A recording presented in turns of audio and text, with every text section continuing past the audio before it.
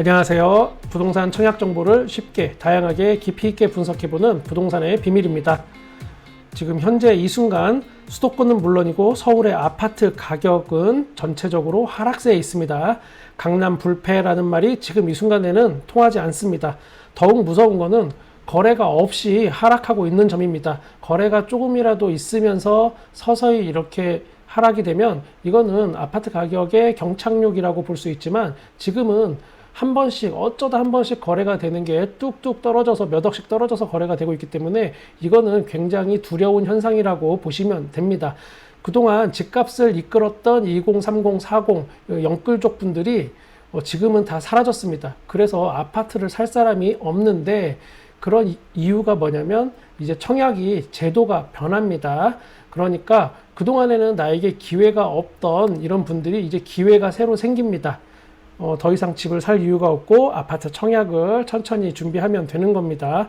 그리고 1주택자에게도 기회가 옵니다. 기존에는 무주택자에게만 기회가 대부분 있었던 곳에서 1주택자에게도 기회가 올 수 있게 변화할 확률이 높습니다.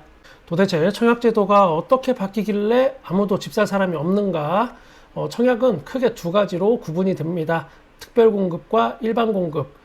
특별공급은 생애 최초, 신혼부부, 다자녀 가구 등등 경우가 있지만, 이 또한 소득이나 자산의 기준, 그리고 부양 가족수의 한계, 이런 게 있어서 해당이 안 되는 분들이 굉장히 많았습니다. 일반공급은 85제곱미터 이상, 그러니까 큰 평수이거나 아니면 1인 가구, 소형, 추첨이 있었지만 물량이 사실 별로 없었습니다. 가장 인기 많고 물량도 대부분인 59제곱미터에서 84제곱미터 요 사이에는 다 가점제였습니다. 이제 추첨제가 다시 생깁니다. 부활하는 겁니다. 즉 기존의 소득이나 자산, 부양 가족수, 무주택 기간에서 밀려서 기회가 전혀 없던 분들이 기회가 새로 생깁니다. 사실 중요한 포인트는 여러분이 꼭 알고 가셔야 합니다.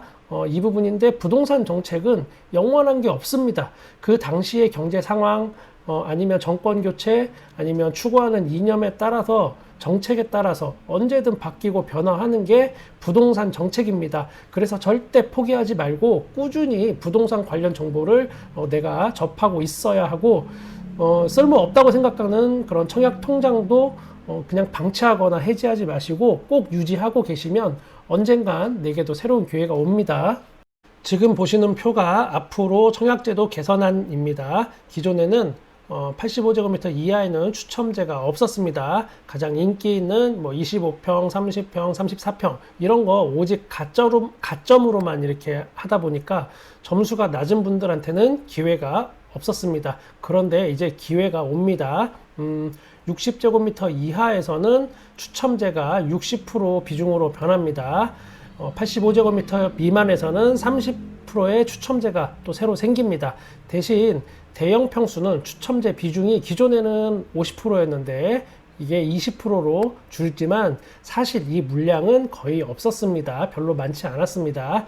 대부분의 비중을 차지하는 국민평형 25평에서 34평 요 사이에 추첨제가 늘어나는 건 분명 누군가에게는 없던 기회가 새로 생기는 겁니다. 그리고 추첨제로 변경되면 1주택자의 갈아타기도 가능해질 가능성이 높습니다. 그동안 청약시장에서는 85제곱미터 이상에서만 1주택자가 기회가 있었는데, 이렇게 추첨제가 늘어나면 중소형 평형대에서도 1주택자가 갈아타기가 가능해질 수 있습니다. 단 6개월 이내에 기존 집을 처분하는 조건이 붙을 예정입니다. 1주택자의 경우 요즘 부동산 시장이 어려운데, 그러면 난 여기 당첨되고 내 집을 어떻게 팔까? 아니면 이걸 싸게 내 집을 다시 팔아야 너무 떨이로 팔아야 되고 이래야 되나, 이런 고민이 있을 수 있는데 그럴 필요 너무 없습니다. 입주 후 6개월입니다. 앞으로 2년 이상 남은 입주 기간을 생각해 보면 그때는 또 부동산 시장이 어떻게 변할지 앞날을 아무도 모릅니다. 이 정책은 곧 이루어질 예정인데, 그럼 과연 내가 해볼 만한 아파트 단지는 어디일까? 여러 군데가 있지만 그 중에 서울에서 굵직한 곳들로 몇 개 소개해 보겠습니다. 먼저 서울 동북부의 이문 휘경 뉴타운으로 대표되는 곳입니다. 이문 1구역, 이문 3구역, 휘경 3구역. 여기는 모두 물량도 많고 역세권이면서 동시에 청량리 GTX 호재가 있습니다. 청량리는 앞으로 동부권의 교통 허브가 됩니다. 모든 교통은 이쪽 동북쪽에서는 청량리를 통할 수밖에 없습니다. 그러나 여기에 또 장점만 있는 건 아닙니다. 여기도 단점들이 있긴 있습니다. 제가 기존 영상에서 다룬 내용들이 있으니까 또 제 기존 영상들을 참고하시면 도움이 될 것 같습니다.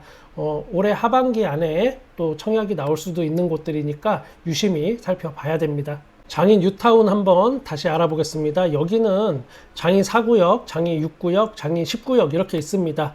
여기도 일반 분양 물량이 엄청 많습니다. 매머드급 규모의 단지들이고 이곳도 또 교통도 너무 좋고 곧 진행이 이루어질 예정입니다. 장인 10구역은 얼마 전에 사랑제일교회하고 극적으로 합의 본 걸로 소식을 들었습니다. 합의금은 500억으로 알려져 있는데 그만큼 그 비용이 일반 분양가에 포함될 걸로 예상이 됩니다. 장인 뉴타운도 6호선 장이역 그리고 1호선 석계역 광운대역의 GTX 등 교통 호재도 많이 있습니다. 제가 분석한 기존 영상에 일반 분양 물량 등을 자세하게 또 소개한 게 있으니까 참고하시기 바랍니다.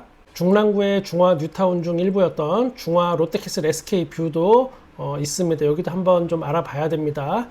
지금 철거는 다 끝난 상태고 기본 정비가 완료된 상태라서 곧 분양이 임박했다고 보시면 됩니다. 이 동네가 7호선 라인이 상대적으로 저평가된 측면이 있어서 아직 상승 여력이 남아있는 동네입니다. 중랑천도 바로 옆에 있고 동부간선도로가 지하화되면 이쪽도 환경이 더 개선이 되고 또 굉장히 역세권입니다. 거의 뭐 초역세권이라고 말해도 될 정도로 아주 가까운 곳입니다. 그런데 여기도 문제는 있습니다. 분양가 상한제 적용 지역이 아닙니다.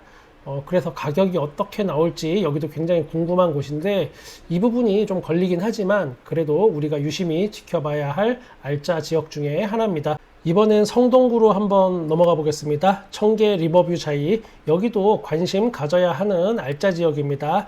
그런데 여기는 생활권은 답심리역과 동대문구 생활권으로 분류해야 하지만 그런데 행정구역이 성동구입니다.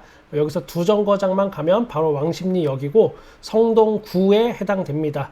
이 성동구라는 파워는 무시할 수 없습니다. 마용성, 그 성동구 맞습니다. 이런 말 하면 또 뭐 저를 어떻게 생각하실지 모르겠지만 어쩔 수 없습니다. 행정구역의 이름만으로도 부동산 가격에 큰 영향을 끼치는 게 사실입니다.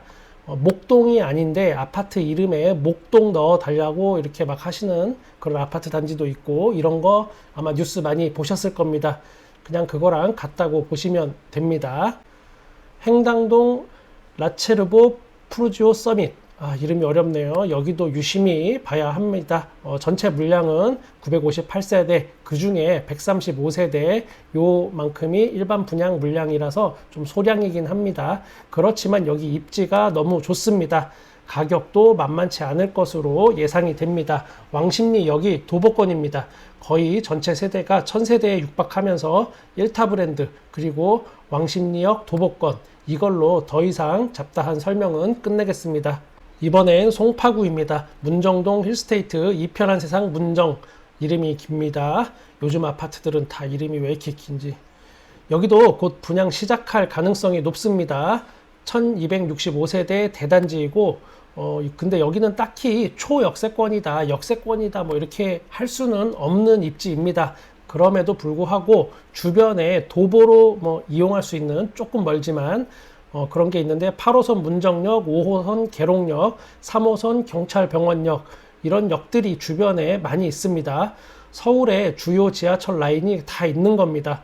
여기가 송파구의 솔직히 말씀드리면 어떤 핵심 노름자 입지 이런 거는 분명히 아닙니다. 그러나 송파는 송파입니다. 여기도 우리가 유심히 지켜보고 청약을 준비해야 되는 곳입니다. 곧 나올 수 있습니다. 강동구에도 유심히 지켜봐야 하는 곳들이 있습니다. 먼저 둔촌주공, 여기는 제가 큰 설명 안 하겠습니다. 워낙 관련 뉴스가 많아서 뭐 다들 아실 내용들이라서 딱히 설명드릴 게 없습니다. 제가 걱정스러운 거는 늘어나는 이자 비용, 이게 감당이 가능할까? 그리고 시멘트 공사는 한 번에 이렇게 쭉 이어가야 되는데 중간에 멈추고 또 이렇게 하고. 자, 길동 신동아 아파트 재건축도 곧 분양이 임박했습니다. 여기는 그동안 강동구 안에서 상대적으로 가장 소외되었던 그런 지역입니다. 제대로 평가를 못 받을 수밖에 없던 이유가 주변 환경이 그렇게 썩 좋지는 않았습니다. 역세권이라고 하기도 살짝 애매한 위치에 있었습니다. 그런데 여기에 9호선이 새로 들어옵니다. 초역세권으로 변신을 합니다. 즉 가치가 달라집니다. 기존에는 역세권이 애매했었는데 이제는 초역세권, 그것도 9호선, 강남으로 한 방에 직통 연결되는 9호선이 연결되면 여기는 천지가 개벽하게 됩니다. 이걸로 더 이상 설명 안 해도 되는 지역입니다. 천호동, 천호 4구역, 여기는 천호역 역세권입니다. 예전에 강동구 하면 천호동밖에 생각이 안 날 만큼 이 동네에서는 오랫동안 대표되던 그런 지역입니다. 지하철 8호선과 5호선의 더블 역세권, 그리고 바로 옆에 현대백화점, 그리고 이마트, 이런 게 다 이 앞에 있습니다. 그러나 여기도 약점은 있습니다. 먼저 주상복합으로 주변 환경이 그리 좋지만은 않습니다. 솔직히 바로 옆이 로데오 거리입니다. 그리고 학군이 좀 이 동네 전체적인 고질병 중에 하나이긴 한데 초등학교 갈 곳이 없습니다. 그러나 어디든 상업지역에 위치한 곳이라면 다 이 정도 리스크는 사실 있습니다. 여기도 호불호가 좀 있을 수 있는데 상당한 인기 지역으로 분류가 됩니다. 이번엔 서울의 서쪽으로 가보겠습니다. 역천동 센트리빌 아스테리움 시그니처. 여기도 이름 기네. 여기가 역촌 1구역입니다. 냉정하게 여기는 역세권은 아닙니다. 제가 볼 때는. 그러나 걸어서 지하철을 이용할 수는 있을 정도가 살짝 됩니다. 여기도 청약 일정이 곧 나올 듯 말 듯 합니다. 제가 아는 한 여기가 살짝 오르막 지역입니다. 이 지역 분들은 유심히 봐둬야 할 그런 곳입니다. 대조 1구역, 여기는 2451세대 대단지입니다. 연신내역과 불광역 그 사이에 있습니다. 기본 더블 역세권에 GTX가 연신내역에 생기게 됩니다. 이걸로 더 설명이 필요 없는 그런 곳이 여기 바로 대조 1구역입니다. 여기는 올해보다는 내년에 분양할 것으로 예상이 되고 있습니다. 이제부터는 여유 자금이 좀 두둑하게 있어야 하는 그런 곳입니다. 돈이 없다면 쳐다보다 배 아플 그런 곳이긴 합니다.